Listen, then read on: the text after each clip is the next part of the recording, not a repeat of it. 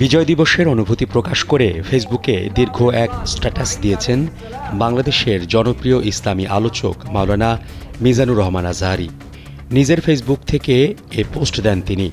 আজহারী লেখেন, এবারের বিজয় দিবসটি অন্যরকম, সত্যিই অন্যরকম অনুভূতি, কারণ জুলাই বিপ্লবের স্মৃতি এখনও তাজা। বিজয়ের এই দিনে দাঁড়িয়ে ভাবতে চাই, জুলাই আন্দোলনের শহীদ ও আহত ভাই বোনদের ত্যাগের যথাযথ মূল্য কি আমরা দিতে পেরেছি? তিনি লেখেন, ৭১-এ আমরা লড়াই করেছিলাম জালিম রেজিমের বিরুদ্ধে, অন্যায় আর বৈষম্যের বিরুদ্ধে, কিন্তু বছর না ঘুরতেই আমাদের সেই বিজয় লুট হয়ে যায়, দেশ চলে যায় পুঁজিপতিদের পকেটে।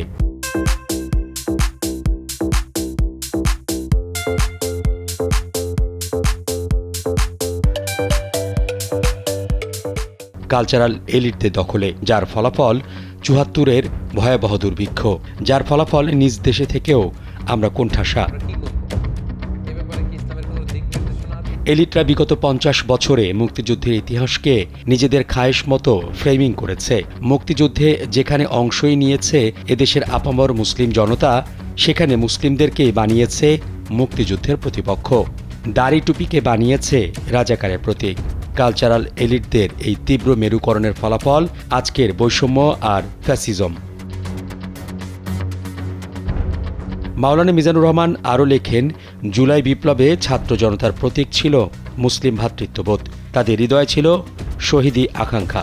মজলুম, শহীদ, আল্লাহ, সাহায্য এসব পরিভাষাই সেদিন আন্দোলনকে ট্রিগার করেছিল, মানুষকে চুম্বকের মতো টেনে এনেছিল রাজপথে। ৭১-ও এর ব্যতিক্রম ছিল না।